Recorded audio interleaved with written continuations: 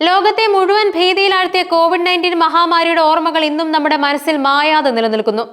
ആ ദിവസങ്ങളിൽ ലോകം മുഴുവൻ അടച്ചിട്ടപ്പോൾ ചൈനീസ് സർക്കാർ നടപ്പാക്കിയ കർശനമായ ലോക്ക്ഡൌണുകളും കൂട്ടപരിശോധനകളും നമ്മൾ കണ്ടതാണ്.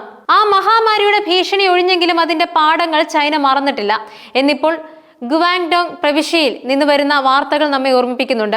ചിക്കൻ ഗുനിയ വൈറസിന്റെ വ്യാപനം നിയന്ത്രിക്കാൻ ചൈനീസ് സർക്കാർ ആരംഭിച്ച കൊതുകിനെതിരെയുള്ള യുദ്ധം കോവിഡ് കാലത്തെ അതേ നിയന്ത്രണങ്ങളെ അതേ തീവ്രതയോടെയാണ് പുനരാവിഷ്കരിക്കുന്നത്. കോവിഡിന് ശേഷം ചൈന ആദ്യമായാണ് ഇത്രയും വലിയൊരു ആരോഗ്യ പ്രതിരോധ സംവിധാനം അണിനിരത്തുന്നത്. ഗുവാങ്ഡോങ്ങിൽ കഴിഞ്ഞ മാസം മാത്രം 7000-ലധികം ചിക്കൻ ഗുനിയ കേസുകൾ റിപ്പോർട്ട് ചെയ്യപ്പെട്ടു. സാധാരണയായി മാരകമല്ലാത്തൊരു രോഗമാണ് ചിക്കൻ ഗുനിയ. എങ്കിലും കഠിനമായ പനിയും സന്ധിവേദനയും ഇതുണ്ടാക്കും. ഒരു പകർച്ചവ്യാധി പെട്ടെന്ന് പടരുമ്പോൾ ഉണ്ടാകാവുന്ന സാമൂഹികവും സാമ്പത്തികവുമായ ആഘാതങ്ങളെക്കുറിച്ച് കോവിഡ്-19 ചൈനയെ പഠിപ്പിച്ചു.